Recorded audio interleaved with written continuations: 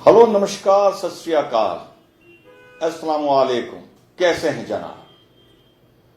तो citizenship amendment bill Lok Sabha से finally पास हो गया। अब इसमें भी आप लोगों ने बहुत से चैनल्स को सुना होगा, तो अब 4-5 मिनट गरीब फेस टू फेस को भी दे दीजिए। मेरे इसमें 2 टेकअवेज हैं और बड़े सिंपल हैं। No confusion, no if and but. पहला इसका टेक अवे ये है, जो अमेंडमेंट बिल में ये आया है कि 2014 से पहले 31 दिसंबर अफगानिस्तान, पाकिस्तान एंड बांग्लादेश से Hindu, Sikh, Christian, Buddhist, Parsis जो वहां से इंडिया में एंटर करे हैं, उनको प्रेफरेंस देकर सिटीजनशिप यहां की दे दी जाएगी। And it is not including Muslims. बड़ा simple take away. Present political dispensation ये मानता है कि जो इन मुल्कों से मुस्लिम्स वापस भारत आना चाहते हैं, हिंदुस्तान नहीं, भारत, वो अपने प्रेफरेंस का कोटा ले चुके 1947 में। और इस पॉलिटिकल डिस्पेंसेशन को यह लगता है कि वो लोग आकर इंडिया में सूनर और लेटर कोई ना कोई उनकी न्यूसेंस वैल्यू वो अपनी क्रिएट करेंगे इन एनी फॉर्म। ये गवर्नमेंट ऑफ इंडिया को इस टाइम लगता है। 1947 में बहुत से लोग कहते हैं कि साहब हम तो देश सबका है, सेक्युलर है। बिल्कुल सेक्युलर है, मेरे लिए सेक्युलर है, भारतीयों के लिए सेक्युलर है, पर भाई हमने पूरी दुनिया का ठेका थोड़ी लिया है। मुस्लिम को यह तय करना पड़ेगा कि उनको पूरे दुनिया के मुसलमानों का ठेका लेना है या अपना खुद की जिम्मेदारी उठानी है। क्योंकि हम इसमें कभी कभी बड़ा छल करते हैं। कभी हम पैलेस्टीनियन को अपना मान लेते हैं, कभी हम रोहिंग्या की पैरवी करने लगते हैं। जब हमारे 10 रईस तेल शुदा मुल्क, जिनको अल्लाह ताला ने तेल दिया है, जब वो सबसे गरीब मुस्लिम मुल्क यमन पर जुल्म करते हैं, 50,000 आदमी मारते हैं, तब मुस्लिम कहता है कि हमें इससे मतलब नहीं। तो एक तो मुसलमान ये तय कर ले कि उसे पूरी दुनिया के मुसलमानों से मतलब है या नहीं है। एक चीज तय कर ले। ये नहीं कि अमेरिका ने मारा तो मतलब है, सऊदी अरेबिया ने मारा तो मतलब नहीं है। ये नहीं चलेगा।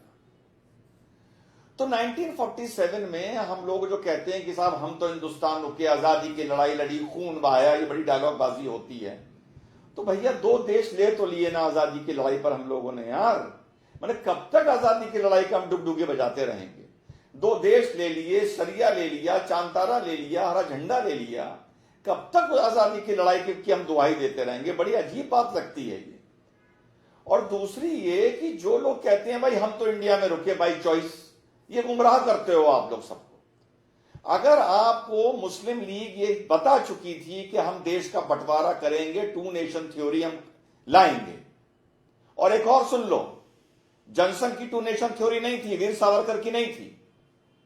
जब सर सैयद अहमद 1885-86 में, 84-85 में शायद, जब उन्होंने तैयब जी को चिट्ठी लिखी थी और 2 नेशन थ्योरी की बात करी थी, तो वीर सावरकर शायद उस टाइम 2 साल के थे। तब से 2 नेशन थ्योरी चल रही है इंडिया में। तो जो लोग कहते हैं कि हम 2 नेशन थ्योरी के तो पक्ष में नहीं थे, देखिए साहब हम तो हिंदुस्तान रुके, मुसलमान जो कहते हैं, अरे भाई 1946 में तुम मुसलमानों ने, हमारे बाप दादाओं ने, फिर मुस्लिम लीग को, जो मुस्लिम कॉन्स्टिट्यूएंसीज में डिफरेंट इलेक्टोरेट का जो चुनाव हुआ था, इलेक्टोरल जो हमारे मुस्लिम्स की अलग सीटें डिक्लेयर कर दी गई थी, वहां तुमने, हमारे बाप दादाओं ने 90% सीटें मुस्लिम लीग को क्यों जिताई? नहीं जितानी चाहिए थी कि नहीं, हम मुस्लिम लीग की 2 नेशन थ्योरी से इत्तेफाक नहीं रखते, तो देश ही ना पड़ता, मुस्लिम लीग चुनाव हार जाती। हम मुसलमानों ने, हमारे बाप दादाओं ने मुस्लिम लीग को 1947 में मुसलमानों का सबसे बड़ा नेता बना दिया। और कब बना दिया? जब वो ऑलरेडी कह रहा था कि हम हिंदुस्तान का बंटवारा करेंगे। तो भाई तुम भले पाकिस्तान, बांग्लादेश जाओ या ना जाओ, देश के बंटवारे के खून के छींटे तो तुम्हारे ऊपर भी पड़ते हैं, मेरे बाप दादा के ऊपर भी पड़ते हैं, मेरे नाना नाना के ऊपर भी पड़ते हैं। भले वो पाकिस्तान नहीं गए, लेकिन उन्होंने मुस्लिम लीग की मुखालफत क्यों नहीं करी? क्यों वोट करा मुस्लिम लीग को? तो एक ये कुल मिला के बात है, हम अपने हक का कोटा, हम अपना वरदान ले चुके हैं इस देश से।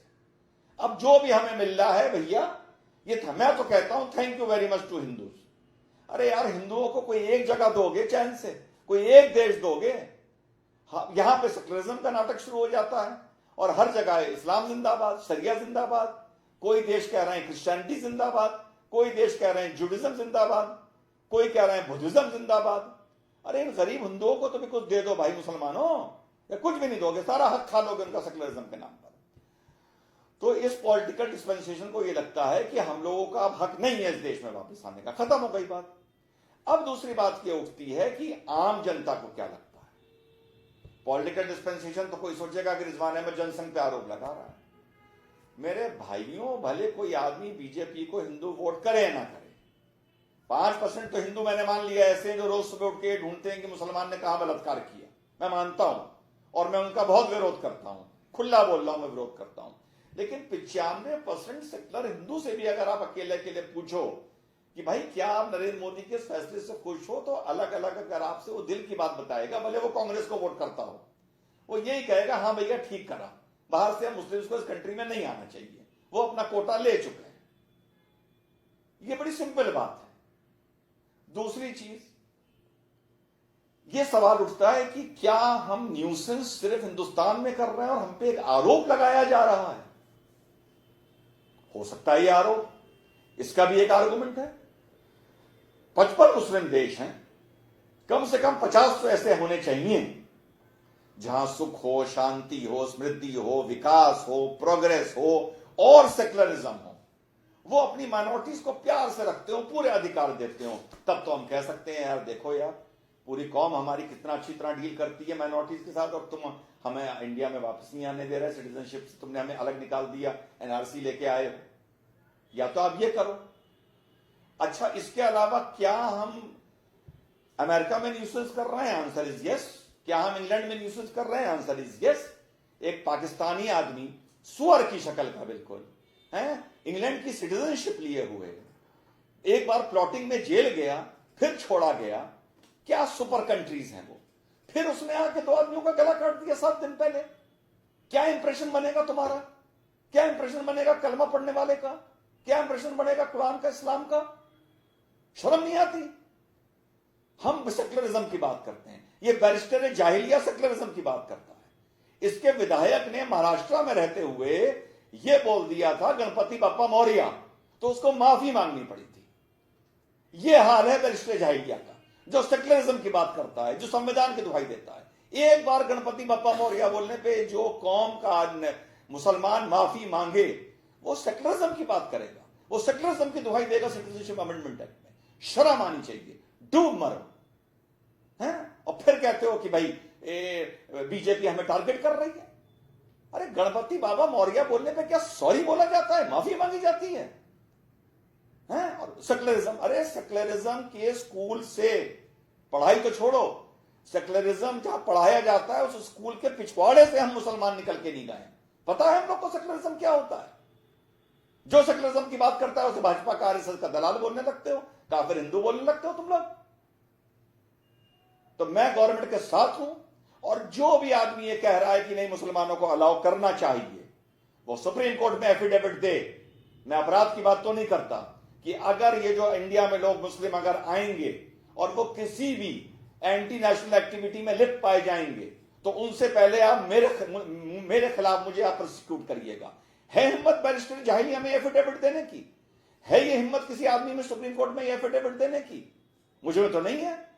मैं तो साफ बोल रहा हूं। हाँ, सरदार के लिए मैं दे दूंगा, हिंदू के लिए भी मैं दे दूंगा, बुद्धिस्ट के लिए भी मैं दे दूंगा, क्योंकि मुझे पता है कि वो इंडिया में आके एंटी इंडिया टेरर एक्टिविटी में इन्वॉल्व नहीं होंगे।